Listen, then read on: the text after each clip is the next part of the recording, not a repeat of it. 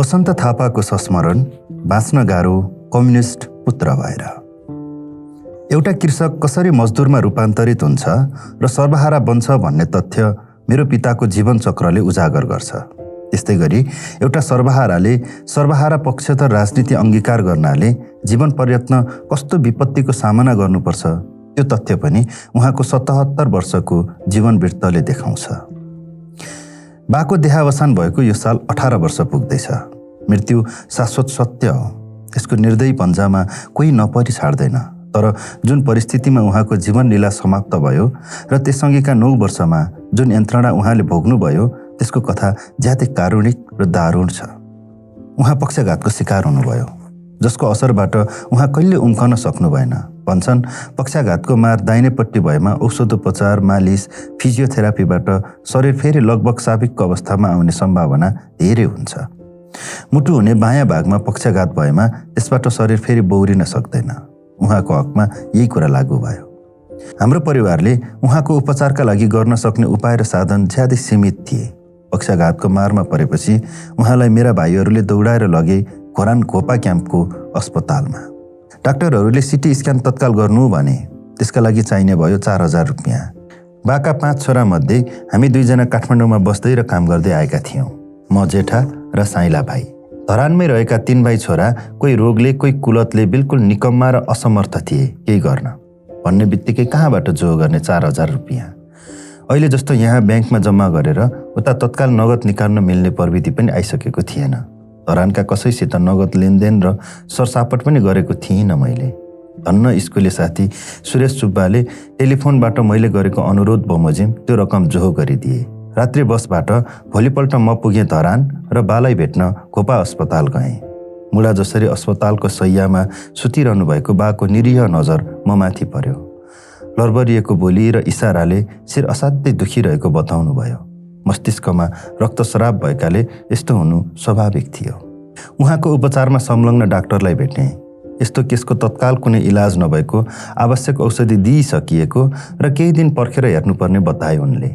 धरान पुगेदेखि नै मलाई घर परिवारका र चिनजानका सबैले बालाई जति सक्दो चाँडो सिलिगुडीमा डाक्टर चाङको निजी अस्पतालमा लगिहाल्नुपर्छ भनेर जोड दिइराखेका थिए। उसले यस्तो केस च्वाट्टै पार्छ भन्थे। अर्को दिन डाक्टरलाई भेटेर बालाई सिलिगुडी लैजाने बारे सल्लाह मागेँ। तिनले अघिल्लो दिनकै कुरा दोहोऱ्याउँदै हामी त्यहाँ लैजानुहोस् भनेर सिफारिस गर्न सक्दैनौँ, लैजाने भए बिरामीलाई डिस्चार्ज गरेर लैजानुहोस् भने। ठुलो दुविधामा परेँ। सिलगढी नलैजाने हो भने खर्चका कारण मैले त्यसो गर्न नचाहेको भन्नुपर्ने थियो। बिरामीको आशय लगिदेऊ भन्ने नै लाग्यो। आमाको भावना पनि त्यस्तै पाएँ। आखिर रोगबाट छिटो त्राण पाउन को चाहँदैन। दबाबमा अन्ततः मैले त्यस अज्ञात स्थलमा बालाई लैजाने निर्णय गरेँ। चल्तीको देखिन्थ्यो डाक्टर चाङको अस्पताल। भवन भन्ने साँगुरो र कुचुक्क थियो, अस्पताल हुन नसुहाउने। टाउको जख्मी भएको बिरामीको खप्परको माथिल्लो भागलाई कुनै ढक्कन चाहिँ पर्लक्क खोलेर शल्यक्रिया गर्छन् र बिरामीलाई चट्टै निको पार्छन् भन्ने ख्याति थियो डाक्टर चाङको। तिनका सेवाग्राहीमा नेपालबाटै गएका बढ्ता देखिन्थे। मोटरसाइकल उडाएर खप्पर फुटाउने धरानका युवाहरू उपचारका लागि पुग्ने पहिलो ठाउँ डाक्टर चाङकै अस्पताल थियो। तिनको चमत्कारपूर्ण उपचारको ख्याति यति थियो कि धरान मात्र होइन, सिङ्गो पूर्वाञ्चलमा डाक्टर चाङको बखान र सिफारिस नगर्ने औषधि दोकान सायदै कुरै थिए। उनको त्यही ख्यातिको आकर्षणबाट तानिएर त्यहाँ पुगेका थियौँ हामी पनि। बालाई भर्ना गरेपछि सोझै सघन उपचार कक्षमा राखियो। बेला बेला यस्तो औषधि चाहिएको भन्थे र अस्पतालकै पसलबाट किनेर दिन्थ्यौँ। औषधिको परिमाण अत्याधिक हुन्थ्यो, डालोमै नअटाउने जस्तो। डाक्टर चाङको शल्यक्रिया गर्ने समय र शैली उदेक लाग्दो थियो। उनी राति 9-10 बजेतिर अस्पताल आएर अपरेसन थिएटरमा पस्थे र बिहानको 3-4 बजेतिर निस्कन्थे। फेरि मध्याहतिर उनी अस्पतालमा बिरामी जाँचिरहेका हुन्थे। हाम्रो हकमा बिरामीलाई घटीमा पनि 15 दिन राख्नुपर्ने बताए। कुर्नु बाहेक हामीसित उपाय थिएन। डिस्चार्ज गर्ने भनिएको समय पनि आयो। चिनिया मूलका डाक्टर चाङ बहुभाषी र कुरा गर्न सिपालु थिए। उनले आधा नेपाली र आधा अङ्ग्रेजीमा मलाई सम्झाए, जसको सार यस प्रकार थियो। दाजु, अब बालाई घर लैजानुहोस्। उहाँको केस पेचिदा छ। ह्यामोरेज ठुलो भएकाले ब्लड क्लट धेरै छ। सफा हुन टाइम लाग्छ। यो अपरेसनको केस होइन। दिएको दबाई खुवाइराख्नुहोस्। बिरामी जाँच्न महिनामा एकपटक धरान आउँछु, त्यसबेला मलाई भेट्नुहोस्। 15 दिनको बसाइमा खाना खान सक्ने जस्तो सामान्य सुधार बाहेक ठुलो सुधार देखिएन बिरामीमा। अपेक्षा अनुरूपको प्रतिफल नपाउँदा खिन्नता लाग्नु स्वाभाविक थियो। त्यसमाथि अस्पतालले देखाएको व्यापारिक प्रवृत्ति पनि चित्त बुझ्दो थिएन। बिरामी डिस्चार्ज हुने बखतमा सफाई कर्मचारी, पाले, पियन साराले लाइन कसेर ढुक्कै बक्सिस मागेर हैरान पारे। मानौ हाम्रो बिरामी निको भएर घर फर्किरहेको थियो। डाक्टर चाङको ख्याति वास्तविकताभन्दा बढी निर्मित र सिर्जित भए जस्तो लाग्यो। काठमाडौँ फर्केर आफूले सम्पादन गर्ने 2 मासिक हिमालको आफ्नो स्तम्भ ऋतु विचारमा चाङको छाङ भनेर आफूलाई लागेका कुरा लेखेँ। मेरो भनाइको सार थियो, डाक्टर चाङसित कुनै जादुको छडी छैन। चाहिने नचाहिने हरेक रोगका लागि सिलिगुडी दौडिने गर्नु हुँदैन। हाम्रै देशमा त्यस्तो उपचार सम्भव छ। कालान्तरमा उनको न्युरो सर्जनको डाक्टरी योग्यताबारे पनि प्रश्न उठाइएका समाचारहरू आएका थिए। त्यसपछि के भयो थाहा भएन। अब बालै काठमाडौँ ल्याएर उपचार गराउने सल्लाह भयो। शुभेच्छुकहरूको सल्लाह र सहयोगमा नरदेवीको आयुर्वेद अस्पतालमा भर्ना गरियो। त्यहाँ औषधि दिने बाहेक अकुपञ्चर गराउने व्यवस्था पनि थियो। उपचार चलिरहेको समयमा उहाँ आबद्ध पार्टी नेकपा मानन्दरको पहलमा सरकारबाट उपचारका लागि 50,000 को सहयोग रकम पनि प्राप्त भयो। उपचारबाट 20/19 भएको महसुस त भयो, तर अनन्तकालसम्म त्यहाँ बसिरहने कुरा आएन। डाक्टरको सल्लाहमा बालाई धरान नै फिर्ता लगियो। रोगी र हामी परिवारका सदस्यले चाहे जस्तो रोग चट्टै निको नहुने प्रष्ट थियो। यसका लागि औषधिका साथै स्याहार सुसार, खुराक, व्यायाम, फिजियोथेरापी चालु राख्नुपर्ने थियो लामो समयसम्म। कुनै यत्नले बाको जीवन नैया तैरिरहेको थियो। यस्तैमा अर्को अनपेक्षित आघात आइपर्यो। 54 वर्षदेखि बाको जीवन सङ्गिनी हाम्री आमा एकै दिनको व्यथाले बित्नुभयो, समयमा उपचार नपाएर। बाले आफ्नो जीवन नैयाको खेवनहार गुमाउनु भएको थियो। आमा बित्दा म विदेशी पदयात्रीहरूको गाइड बनेर पोखरा क्षेत्रमा थिएँ। सिजनमा यस्तो काम मैले निकै समयदेखि गर्दै आएको थिएँ। आमाको सद्गतमा म सामेल हुन सकिनँ। त्यसको 3 दिनपछि मात्र धरान पुगेँ। आमाको आकस्मिक मृत्युबाट परिवारलाई जति आघात परेको थियो त्यसभन्दा धेरै बढी परेको थियो निजी तवरमा बालाई। जुन दैनन्दिन काममा आमाले सघाइरहनु भएको थियो त्यसका लागि बाले अब माइली बुहारी र तिनका 2 छोरीमाथि आश्रित हुनुपर्ने भयो। आमा बितेपछिका दिनहरू समय कटाउने मेलो मात्रै हुँदै आयो बाका लागि। तङ्ग्रिने सम्भावना शून्य बराबर थियो। आमा बितेको 4 वर्षपछि बा पनि बित्नुभयो, विडम्बना, त्यही डाक्टर चाङको अस्पतालमा। के गर्दा हो, बा खाटबाट भुइँमा लड्नुभएछ र बेहोस हुनुभएछ। भाइहरूले दौडाएर लगेछन् सिलिगुडी। उनीहरूले जानेकै त्यही थियो। बिरामीलाई पुर्याइसकिएको छ भने त्यसमा मैले आपत्ति जनाउनुको कुनै अर्थ थिएन।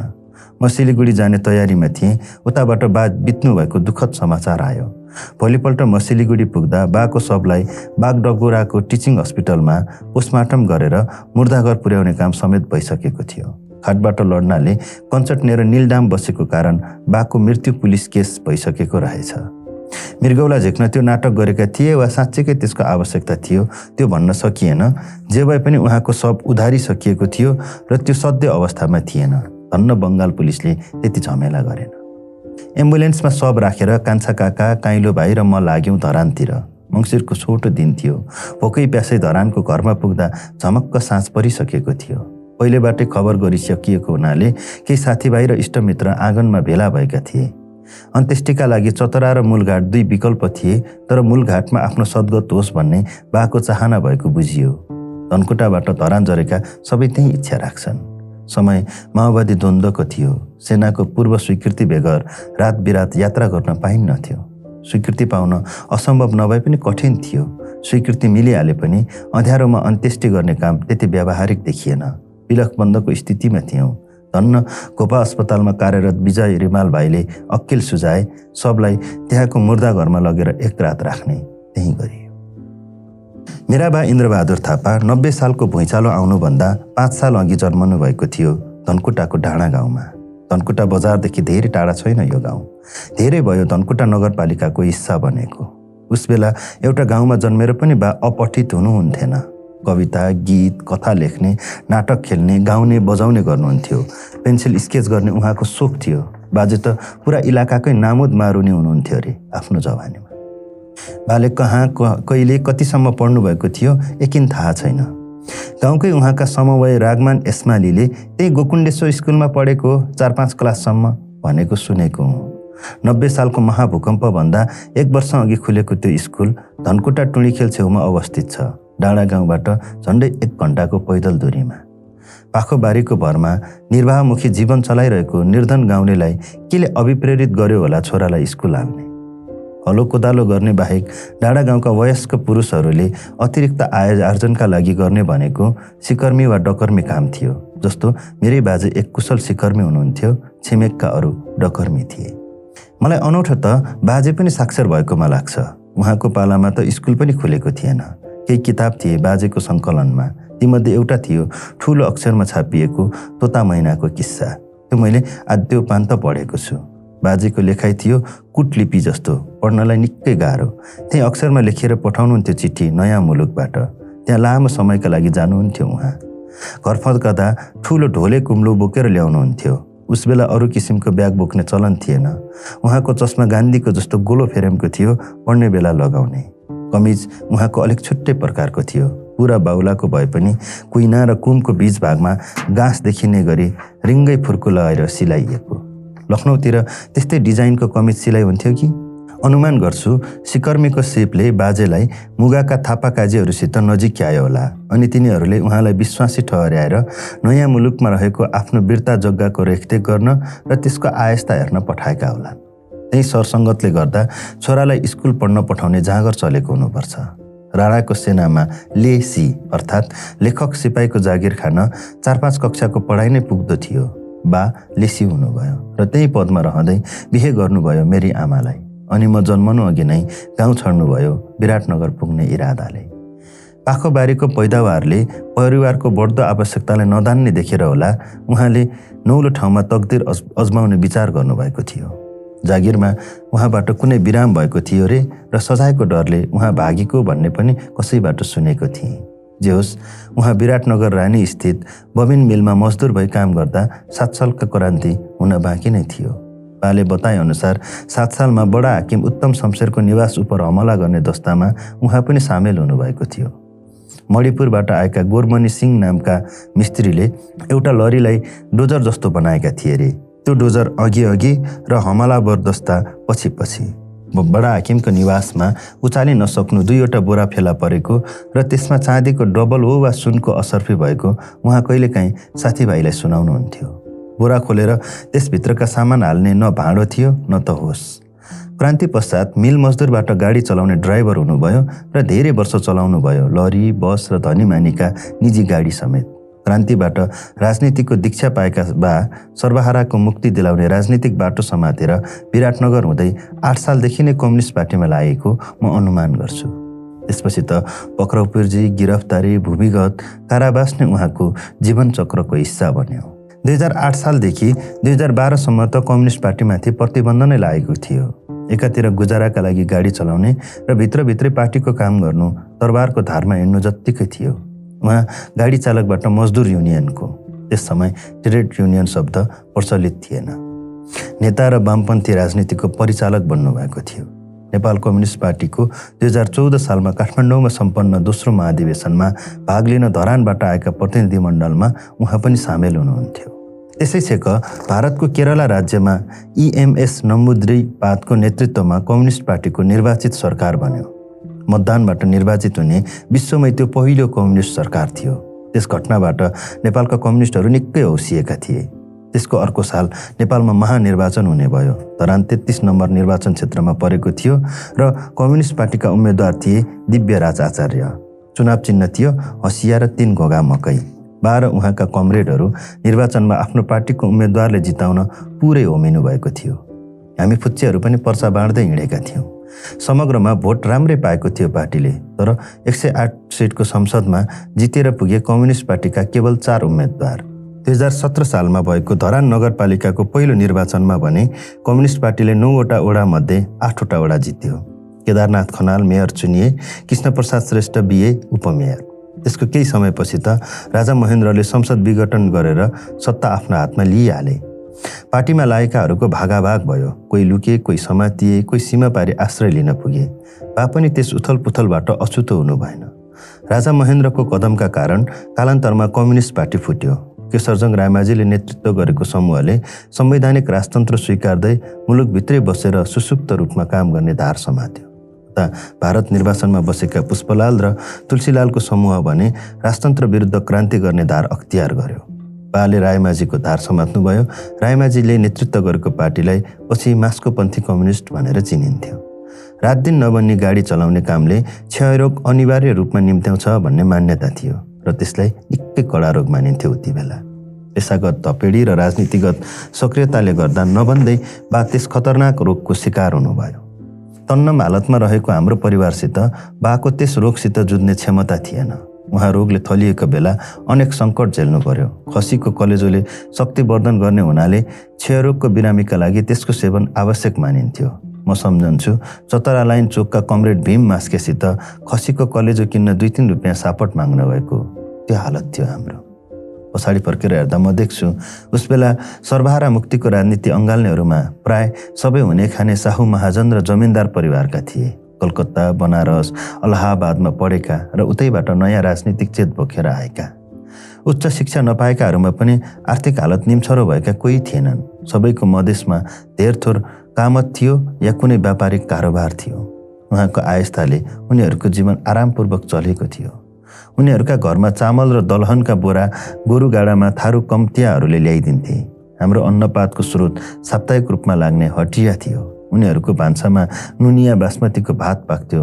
हाम्रोमा धेरैजसो मकैको च्याख्ला वा ढिँडो, चामल भए पनि कि बगेडा कि उसिना, अर्थात् अरू थिए उच्च र मध्यवित्तीय तहका, हामी थियौँ सर्वहारा मार्काका, आज खायो भोलिका लागि सोच्नुपर्ने अवस्थाका। घर समाजका झैझमैला सल्टाउने, अशक्तलाई अस्पताल पुर्याउने, औषधोपचारको व्यवस्था मिलाइदिने, बेरोजगारले काम खोज्न सघाउने, केटाकेटीलाई स्कुल पढ्न लगाउने, निमुखाको हकमा पैरवी गरिदिने आदि कार्य जनमुखी राजनीतिकै एउटा अङ्ग मानिन्थ्यो उस बेला। झन् कम्युनिस्ट भनेपछि गरिब दुखीहरूको हकमा लड्ने बोल्ने पार्टी भन्ने बुझाइ थियो। बा त्यस्ता काममा पनि दौडनुहुन्थ्यो। हाम्रो घरको दलान बिहान बेलुका प्राय आगन्तुकहरूले खाली हुँदैनथ्यो। फिका चिया र सुर्ती पेरेको कागज तान्दै उहाँहरूको घन्टौँ राजनीतिक विमर्श चल्थ्यो। शरीरले साथ नदिएपछि गाडी चलाउने पेसा छाड्नुभएका बा मोरङ मोटर सिन्डिकेटमा लाग्नुभयो। आफू खुसी चलिरहेका बसहरूलाई एकै ठाउँमा आबद्ध गरी धरान विराटनगर रुटमा पालै पालो बस चलाउने सिन्डिकेट प्रणाली लागू गर्नु त्यसको काम थियो। बीचबीचमा उहाँ अरूसित मिलेर ट्रक वा बस भाडामा लिएर सञ्चालन पनि गर्नुहुन्थ्यो, तर सधैँ घाटामा पर्नुहुन्थ्यो। किनभने पैसा कमाउन जुन निर्ममता चाहिन्छ त्यो गुण उहाँमा थिएन। सर्वहाराको राजनीति, सर्वहारा आफैले अँगाल्नु कति आत्मघाती हुन्छ त्यो कटु यथार्थ आफ्नै परिवारको दयनीय अवस्थाबाट मैले अनुभूत गरेको छु। आमाको हिम्मत, परिश्रम र आँट नहुँदो हो त बाको राजनीतिक संलग्नताले हाम्रो परिवारलाई पार्टीको बास गराउने थियो। यी यावत साह्रो गाह्रो हुँदाहुँदै पनि यातायात मजदुर नेताको चिनारी बनेको थियो बाको। पञ्चायतकालमा वर्गीय सङ्गठनहरूमध्ये एउटा थियो नेपाल मजदुर सङ्गठन। बा त्यसको केन्द्रीय समितिमा चुनिनु भएको थियो। त्यसैको नातो समातेर बा सोभियत सङ्घ जानुभयो, त्यहाँको ट्रेड युनियनको निम्तामा।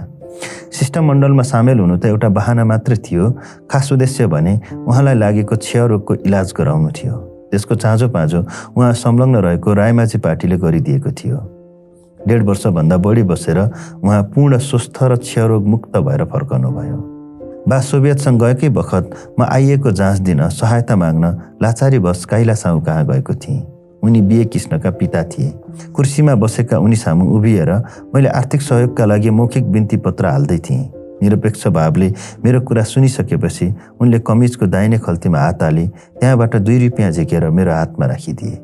उनी धरानकै धनाढ्य साहु मध्ये पर्थे। उनले मलाई सहयोग गर्नुपर्ने कुनै कारण थिएन, खालि उनका छोरा कृष्ण बिए मेरा बाको राजनीतिक मित्र भएका नाताले मात्र म उनी कहाँ याचना गर्न गएको थिएँ र त्यो सहयोग पाएको थिएँ। सायद एउटा कम्युनिस्ट मजदुर नेताको मूल्य त्यति नै थियो उनको नजरमा। पुण्यप्रसाद आचार्य नभएका भए मैले विराटनगरमा गई आइएको जाँच दिन सक्ने थिइनँ र सायद मेरो शैक्षिक यात्रा त्यहीँ टुङ्गिने थियो। उनीले फारम भर्न चाहिने रकम जोहो गरिदिए। उनीले विराटनगरमा बस्ने र खाने ठाउँको बन्दोबस्त मिलाइदिए। म ट्राफिक चोक नेराको बाजेको होटलमा 2 छाक भात खान्थेँ र बालकृष्ण पोखरेलको घरको भुइँ कोठामा भुइँमा सुत्थेँ। कोठामा भएको एउटा खाटमा हामीभन्दा सिनियर मोहनचन्द्र अधिकारी सुत्थे। उनी पनि जुटेका थिए बिहेको जाँच दिने तयारीमा। सोभियत सङ्घबाट फर्केपछि बा फेरि उही पुरानो गाडी लाइन र सिन्डिकेटतिरै अल्झिरहनु भएको थियो। आराथुन बस कम्पनीले नयाँ र त्यसबेलाको सन्दर्भमा आधुनिक बसहरू लिएर आएका कारण साबिकको सिन्डिकेट प्रणालीमा ठूलो परिवर्तन ल्याएको थियो। त्यसपछि अरू पनि सङ्गठित भएर नयाँ बस कम्पनीहरू खोल्न थालेका थिए। बस यातायात व्यवसाय प्रतिस्पर्धात्मक बनिरहेको थियो। त्यसरी खुलेका कम्पनीहरूमा एउटा थियो मोरङ बस सर्भिस। सिन्डिकेट प्रणाली त थियो, तर अब पहिलेका थोत्रा गाडीहरूलाई नयाँ बसहरूले विस्थापित गरेका थिए। मोरङ बस सर्भिस बर्माबाट आएका नेपालीहरूको समूहले सुरु गरेको थियो।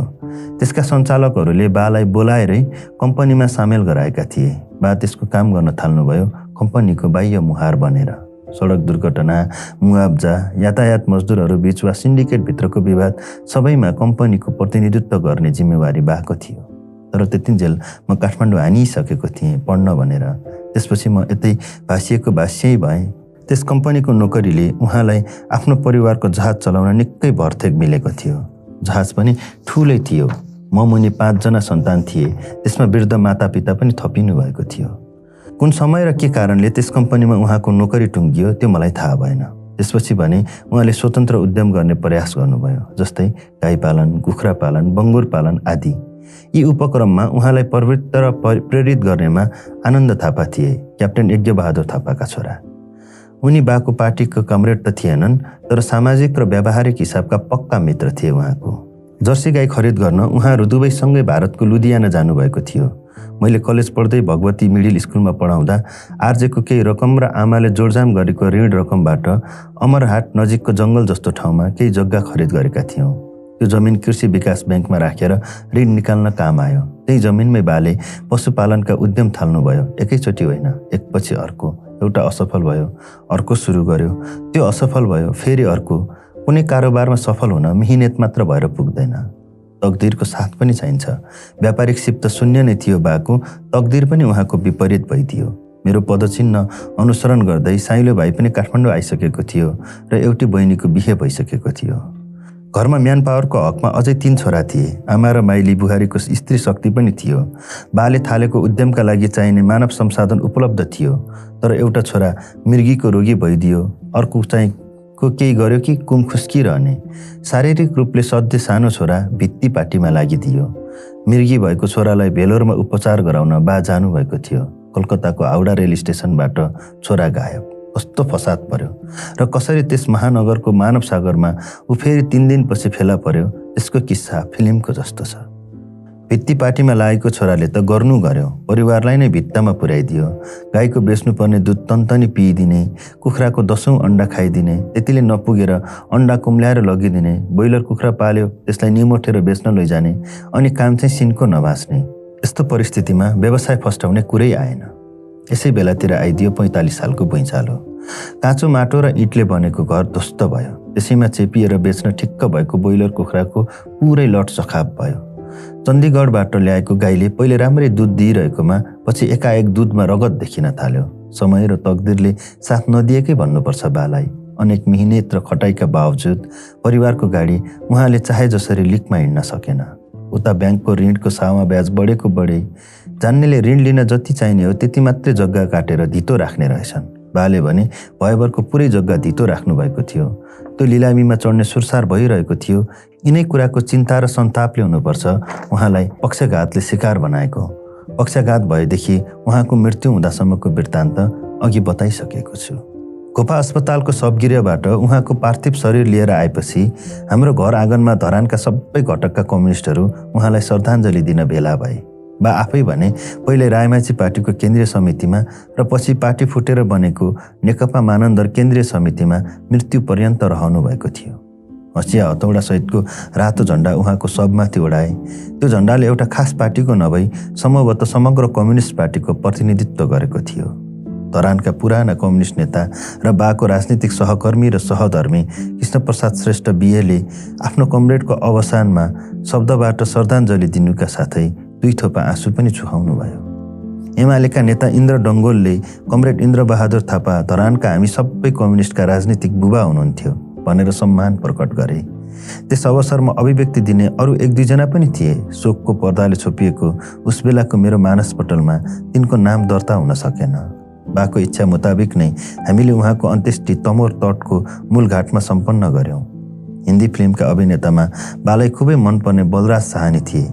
फिल्ममा जहिले दमित, उत्पीडित र निम्न वर्गका पात्रहरूको भूमिका निर्वाह गर्थे। उनले खेलेको 2 बिघा जमिन बहुचर्चित र बहुप्रशंसित बहुपुरस्कृत फिल्म थियो। कसो कसो बाले उनको चरित्रसित आफूलाई ढाल्नु भएको थियो भन्ने मलाई लाग्छ। कोटको दाहिने छातीमा खल्ती हम्मेसी कसैको हुँदैनथ्यो, त्यो पनि भित्रबाट नभई बाहिरबाटै टाँसिएको। त्यस्तो कोट बलराज साहनीले कुनै फिल्ममा लगाएका थिए। त्यस्तै खाले कोट बाले पनि कसरी हो लगाउन पुग्नु भएको थियो। बलराज साहनीले इच्छा अनुसार नै उनको शवमा हँसिया हतौडायुक्त लाल झन्डा ओढाइएको थियो। त्यस्तो इच्छा बाको थियो थिएन कुन्नी, तर संयोग त्यस्तै जोर्न पुग्यो। उहाँ पनि बलराज साहनी चाहिँ लाल झन्डा ओढेर महापरायणमा जानुभयो। एक कर्मनिष्ठ, इमान्दार, सच्चा कम्युनिस्टका रूपमा त्यस प्रकार झन्डा ओढ्न पाउने अधिकारको हकदार वा अवश्य हुनुहुन्थ्यो। उहाँको जीवन निरर्थक न निष्प्रयोजन थिएन भन्ने कुराको प्रमाण थियो त्यो। तर आफ्नो राजनीतिक आस्था र विश्वासप्रतिको निस्वार्थ, एकनिष्ठ र अविचल समर्पणले उहाँको परिवार र सन्ततिको जीवनमा जुन कठिनाइ निम्त्यायो त्यो अकथनीय छ।